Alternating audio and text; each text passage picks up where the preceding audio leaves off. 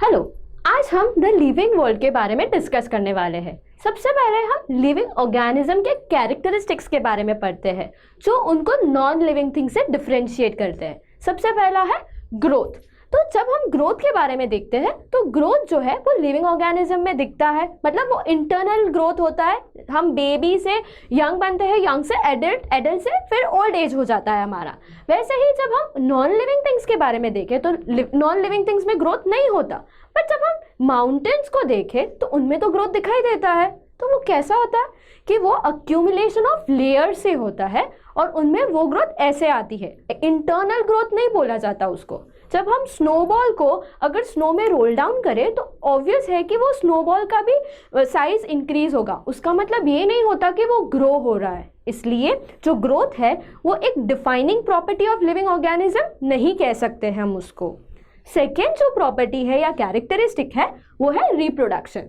तो अब रिप्रोडक्शन जो है वो तो ऑब्वियसली लिविंग ऑर्गेनिज्म में ही दिखता है, नॉन लिविंग थिंग्स में हम नहीं देख सकते। अब रिप्रोडक्शन जो है वो हर एक लिविंग ऑर्गेनिज्म में नहीं होता, मतलब कि इनफर्टाइल ह्यूमन कपल हो या स्टेराइल वर्कर भी है, म्यूल्स है, वो लोग रिप्रोड्यूस नहीं कर सकते। इसलिए हम वापस रिप्रोडक्शन को defining property of living organism नहीं बोल सकते।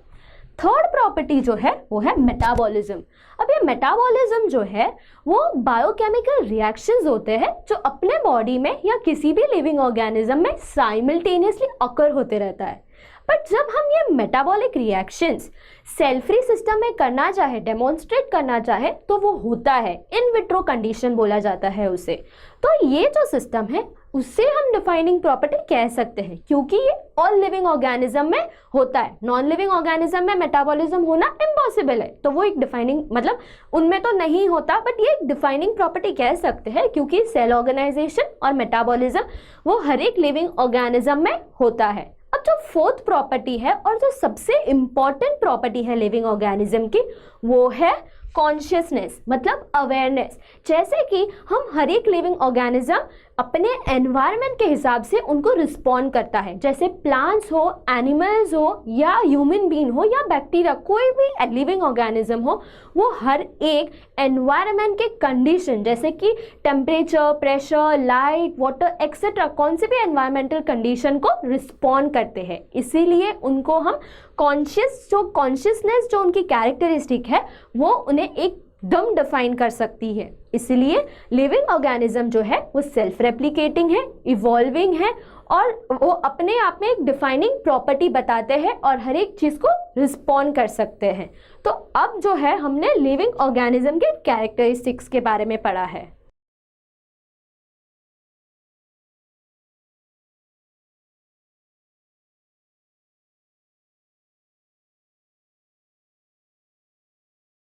अब हम डाइवर्सिटी इन लिविंग ऑर्गेनिज्म के बारे में पढ़ेंगे। सबसे पहले तो वर्ल्ड में जो enormous varieties of living organism है वो करीबन 5 millions to 30 millions varieties of living organism as plants and animals present है। अब ये सब स्पीशीज के कैरेक्टरिस्टिक्स को याद रखना बहुत ही डिफिकल्ट है, मतलब नेक्स्ट टू इम्पॉसिबल हो जाएगा कि हर एक स्पीशीज के आप कैरेक्टरिस्टिक्स याद नहीं रख पाओगे।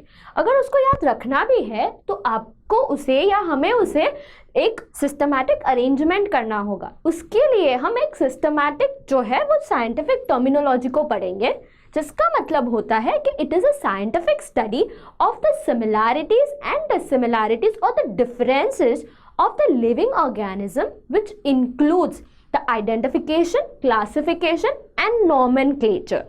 Whereas टैक्सोनॉमी जो है वो एक साइंटिफिक मतलब एक बायोलॉजी का पार्ट है जो हमें हर एक ऑर्गेनिज्म को प्लांट और एनिमल्स में डिफरेंशिएट करवाते हैं और उनके डिटेल में, जैसे कि उसका डिस्क्रिप्शन है, आइडेंटिफिकेशन है, क्लासिफिकेशन है, इंफॉर्मेशन है और नॉमेनक्लेचर के बारे में बताते हैं। तो यहाँ पे हम डाइवर्सिटी इन लिविंग ऑर्गेनिज्म के डिटेल में पढ़ेंगे।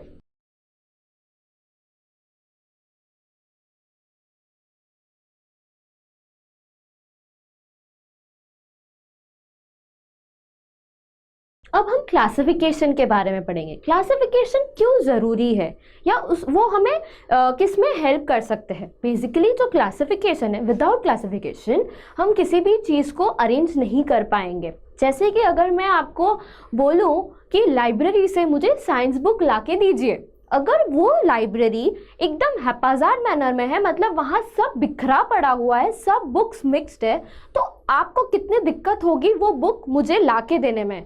अगर वो लाइब्रेरी ठीक से अरेंज होते, अपने शेल्फ में हर एक जगह पे अपने सब्जेक्ट्स के बुक होते, तो शायद वो आपके लिए बहुत इजी होता कि आप मुझे साइंस के बुक बहुत ही कम टाइम में लाके दे सकते हैं।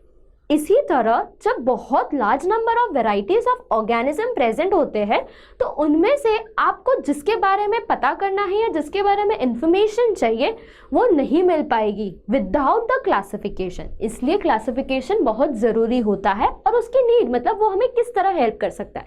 पहले तो लार्ज नंबर में हम जो ऑर्गेनिज्म प्रेजेंट है हम उनको छोटे छोटे ग्रुप्स कर सकते हैं या उनके सिमिलर और डिफरेंसेस में हम उनको डिफ्रेंशिएट कर पाएंगे। दूसरा ये है कि हम उनके रिलेशनशिप को जान पाएंगे कि वो किससे रिलेटेड है। दूसरी बात ये कि हम उनके जो साइंटिफिक नेम है या जो स्पेसिफिक नेम है वो यूनिवर्सली एक्सेप्टेड होगा, मतलब वो आप कहीं से भी उनकी इंफॉर्मेशन एक्सेस कर सकते हो। इस तरह हम क्लासिफिकेशन से जो यूनिटी है डाइवर्सिटी में, वो हम उसके अकॉर्डिंग से हम उनकी इंफॉर्मेशन ले सकते हैं।